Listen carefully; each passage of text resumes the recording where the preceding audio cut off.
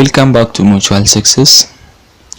Let us see about evolution and theories of origin of life. So first of all, what meant by evolution? Theory of evolution described how various forms of life on the earth, including human being, emerged and developed. Evolution kan qo'atu akkamitti ilmi namaa yookiin jireenyi lubbuun gara lafa kanaatti dhufee fi akkamitti developed akka ta'edha.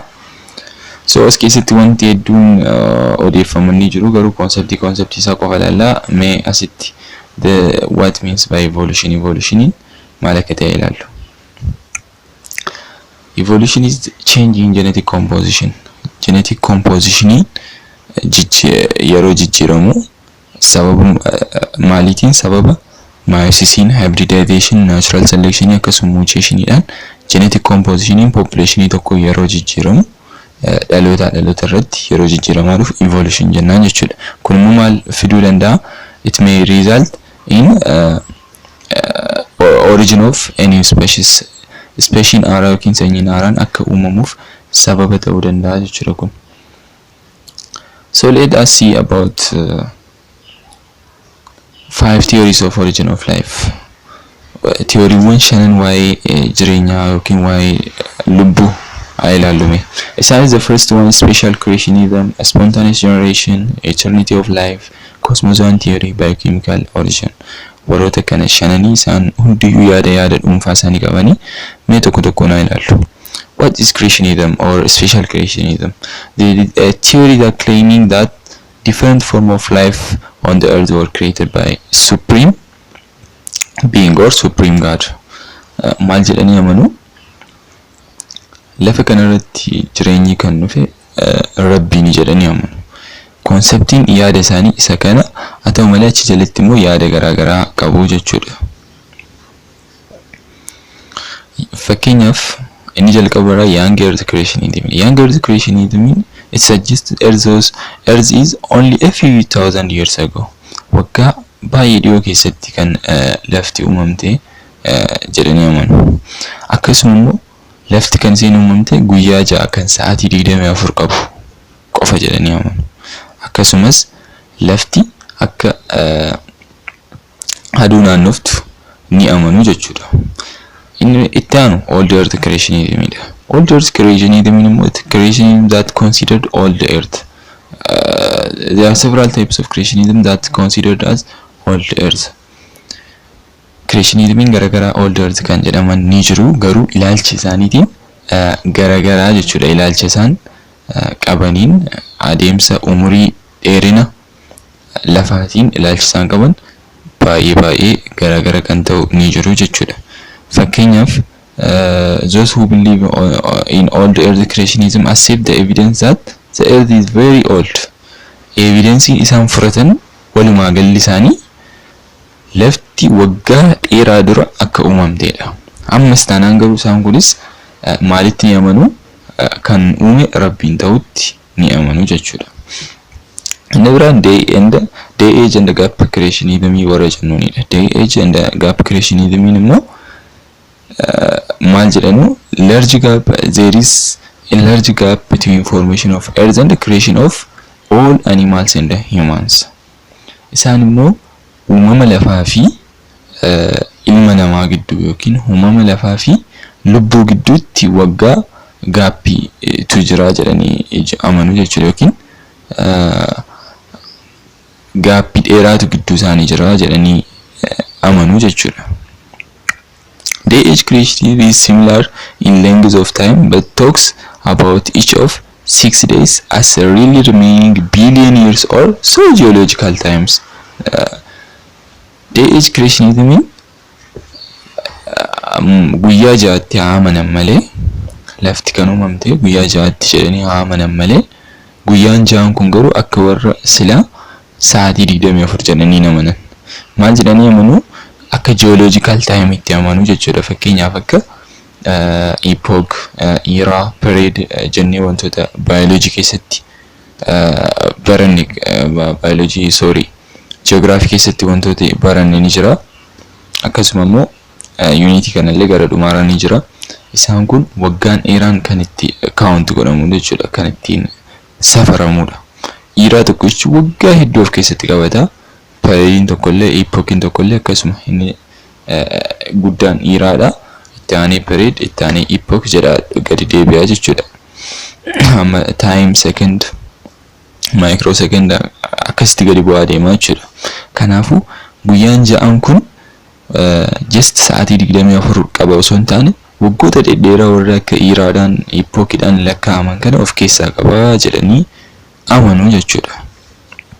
Inni biraan progressive creationism. This type of creationism accepts that Big Bang as origin of the universe. It accepts false record of series of creationism for all organism cataloged. However, it does not accept that part of continuing process. It is seen as a unique creation. Modern species are not seen as being genetically related to ancient ones. Inni kun immoo yaada Big Bang jedhutti amana. Big Bang jechuun saayintistoonni tokko tokko lafti kan uumame Big Bang jedhanii kan amanudha. Kana jechuunis humna cimaa wayii yookiin dhoohinsa cimaa wayiitti lafaa fi hawaa adda adda baase yookiin yuunivarsiitii kana adda adda qoode jedhanii amanu. Big Bang jechuudha. Kanaaf Big Bang kan jedhu dhoohinsa sana kun jira jedhanii amanu. Haa ta'u akkasuma immoo dhaloonni ammaa kun dhaloota durii wajjin homaa rileeshinii hin qabu jedhanii yaadu. Konseptiin isaanii kana. Jireenyi dhaloonni amma jiru dhaloota duraanii wajjin homaa walitti dhufeenya hin qabu jedhanii yaadu jechuudha. Meesatti aan immoo ilaallu. Garuu hanga ammaatti warri ilaalaa jiru isa tokkoffaadha. Hin dagatinaa. Hundi kunu creationism jala jiru, special creationism jala jiru jechuudha. Yaadonni hanga ammaatti ilaalaa jiru. Meetaaf Theistic evolution or evolutionary creationism. Theistic evolution or evolutionary creationism that maintains that God invented evolution and takes some form of active part in ongoing process of evolution. Warri kun immoo maal jedhanii amanu? Rabbi akka wantoota jiran kana fakkeenyaaf lafa akka uume ni amanu yookiin lubbuu akka uume amanu. Haa ta'u Rabbi sana booda active party achi keessatti fudhate. Guutummaan guutuutti garuu Rabbi miti kan wanti hundu akka ta'u godhe. Jechuun jalqaba uumuu keessatti ni jira. Eega uumee booda active party keessatti fudhate jechuun party isa gahee olaanaa keessatti fudhate garuu guutummaan guutuutti Rabbitu kana hunda uume jedhanii hin amananii jechuudha. Guutummaan guutuutti hanga dhumaatti harkuma Rabbii keessa jira jedhanii hin amanan. Inni biraan intelligent design. Intelligent design immoo new form of evolution, modern form of evolution dha. Inni kun xiqqoosee isaanirra more advanced ta'ee saayinsawaatti dhiyaata jedhamee ilaalama. This is newest version of creationism dha. And maintain that God handiwork can be seen in all of creation if one knows where to look. Namni tokko eessa ilaalu akka qabu osoo beeke, osoo dandeettii hubannoo qabaate tokkoon tokkoon uumama kanaa keessa harki Rabbii ni jira jedhanii yaadu. Intelligent design jechuudha. They advocate intelligent design offers sophisticated arguments. Argumenti garagaraa mormiiwwan garagaraa fayyadamuun kan isaan yaada kana akka namni accept godhu yaadan jechuudha. Kanas biology fi mathematics fayyadamuun, logic fayyadamuun yaada kana ittiin mormuu yaadu jechuudha. Logic jechuun wanti tokko kun yoo ta'e kana jechuun immoo karaa biraatiin kana ta'a. Akkuma maasii keessatti unity afuritti baratan akkamitti yaadni tokko yaada biraa akka dhugoomsu waan kana herreega fayyadamuudhaan kan isaan yaada isaanii express gochuu yaadanii. Inni biraa spontaneous generation. Spontaneous generation, it says that life comes before non-living thing or non-living object. Jireenyi kan dhufe spontaneously yookiin naturally maalirraa dhufe waan lubbuu hin qabne irraa dhufe jechuudha. Kanaafuu wantoota garagaraatiin kan isaan yaada kana dhugoomsuuf yaalan. Fakkeenyaaf yoo ilaaltan foon ture baay'ee lafa kaamee ture tokko irratti raammoon ni ba'a. Kanaafuu raammoon ba'e sun maalirraa dhufe foon kanatu yeroo ture foon jechuun waan lubbuu hin qabnedha. Maaliif waan lubbuu qabu yoo dur ba'es wanni sun eega du'e booda foon illee non living jennee furanna. Foon sanarraa ilbiisonni garaagaraa yookiin raammoon garaagaraa yoo ba'e raammoon sun immoo lubbuu qaba. Kanaafuu eega sanarraa dhufuu danda'e wanti lubbuu qabu kan dhufe waan lubbuu hin qabnerraa jechuudha jedhanii yaada isaanii kana jajjabeeffatu. Akkuma kutaa 10tti ilaaltan Francisco Reediin waan kana disprove godhee jira jechuudha. Akkasuma immoo yaada waa'ee foonii kana jechuudha. Akkasuma immoo Louis Pasteur illee finally showed that not even microorganism could be produced by a spontaneous generation. Namoonni kun lamaanuu Francisco Reediin illee Louis Pasteur illee akka spontaneous generation dhugaa hin taane disprove godhanii jiru jechuudha. Francisco Reediin kan foon keessatti jenne amma disprove godhee jira. Akkasuma Louis Pasteur immoo waayinii keessatti kan dhugamu sana keessatti jechuudha. Microorganismiin sanarraa dhufaa jedhanii namoonni yaadan ni jiru. Sana booda dhugaa jiree wanti lubbuu qabu akka waan sana keessaa hin dhufne disprove gochuuf maal godhe meeshaawwan lama kaa'ee meeshaa tokko banee kaa'ee meeshaa tokko immoo cufee kaa'ee qilleensaa fi hawaara dhukkeen garaagaraa akka itti seenuu danda'u godhee kaa'ee sana booda lamaan isaanii yeroo temperature wal qixa keessaa fi wantoota control godhamuu qabu hunda control godhee eega lafa kaa'ee tureen booda yeroo laalu silaa lubbuun dhugaa waan lubbuun qabne irraa dhufuu danda'e bakka lamaanitti uumamuu qaba ture. Haa ta'u malee garuu kan banamee jiru qofa keessatti kan lubbuun uumamuu danda'e. Kana jechuun microorganismiin biraachi keessa yeroo seenan kan biraatiin wajjin wal horanii kana fidanii isa jedhu hubachuudhaan maal jedhee spontaneous generation soba ta'uusaa disprove godhee jechuudha. Inni biraan eternity of life jedha. Eternity of life, it says that it claims the universe has always existed. Lafti kun yoomiyyuu ni jirtis ni jiraattis. And there has always been life in the universe. Lubbuun illee tures ni jiraatas gara fuulduraatti. Kanaafuu there is no need of asking and talking about the origin of life. Waa'ee lubbuu uumama isaa irratti waan akkasii irratti yaaduun hin barbaachisu. Special creationismis ta'u spontaneous generation illee ta'u isaan illee sirrii miti. Yaada kanas bal'inaan waan keessa gallee yaadnu miti jechuudha. Kan inni jedhee fudhatu. Just lubbuun duris ni ture ammas gara fuulduraattis ittuma fufaa wanti haarawaan hin jiru jechuun lafti bakka just dhaabataadhuma jedheetu amana jechuudha. Supporters of this theory believe that life is inherent property of universe. Universe dhuma kanarraa lubbuun kan dhufe jedhanii amanu. Kanaafuu waluma duukaa deema. They always existed. Ni jiraatu yoomiyyuu jechuudha. At the time when such theories were being propounded, many eminent scientists including Albert Einstein believed that the universe was unchanging. Even Albert Einstein found universe jijjiiramaan jirtu jedhanii amananii jiranii jechuudha. They reasoned that if life is found today is an unchanging universe, then it must always have been there.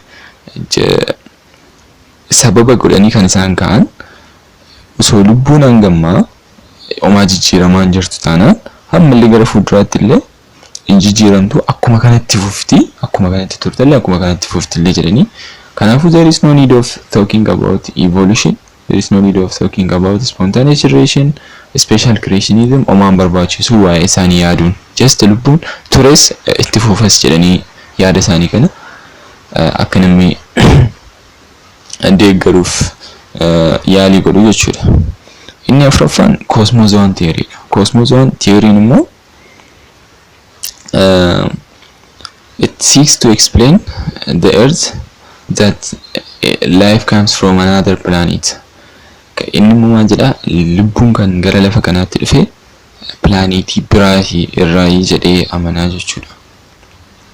Kana jechuun plaanetii lafarraan ala ta'an irraa wantoota akka meteorite yookiin urjii darbatamtu kanneen kana fakkaatanii achirraa dhufuu danda'a jedhanii amanuu jechuudha. Isaanillee yaada garaa qabu. Isaanis keessatti illee panspermiyan garaa ni jiran. Inni kan lubbuun kan dhufe meteoritiidhaan qaama biraarra darbatamee dhufee jiru. Warri lammaffaan immoo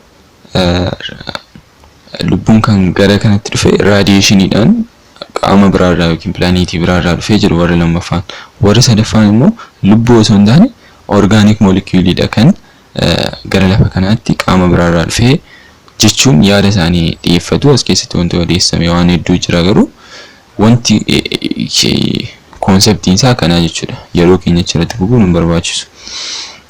Inni biraa biochemical moleculeidha. Biochemical theoryidha. Biochemical theory immoo akkamitti fudhata? Jireenyi lafa kanarratti uumamuu kan danda'e nyaatiinsa biochemicaliitii jechuudha.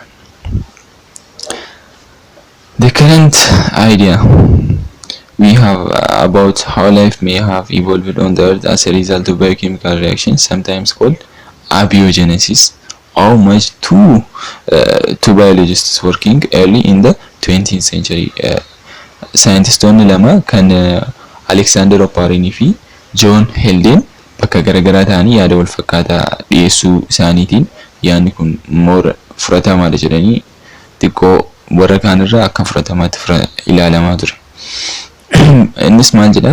That life on the earth originated as a result of number of biochemical reaction. Lubbuun gara lafa kanarratti kan dhufe biochemical reactionidha, producing organic molecule which are associated to form of cells.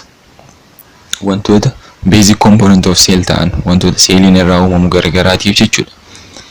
Jaraaf hundee kan ta'e organic moleculein garagaraa biochemical reactionidhaan waan uumameef sanarraa lubbuun dhufee jedhanii amanu saayintistoota kana lamaan jechuudha.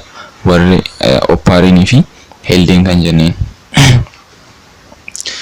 Maal jedhanii lamaan isaanii yaadni isaanii the primitive atmosphere of the earth was reducing atmosphere.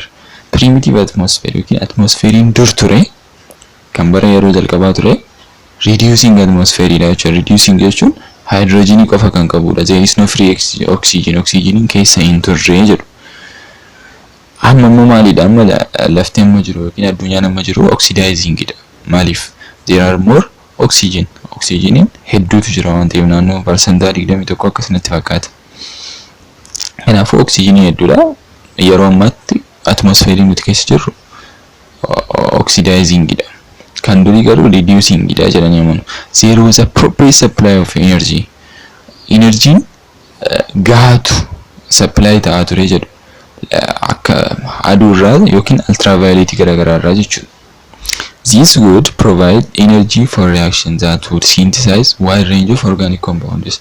Energiin kun jiraachuun immoo organic compound garagaraa synthesize akka ta'an fakkeenyaaf akka amino acid, sugar, fatty acid warreen akkasii akka qophaa'an godhaa jechuudha.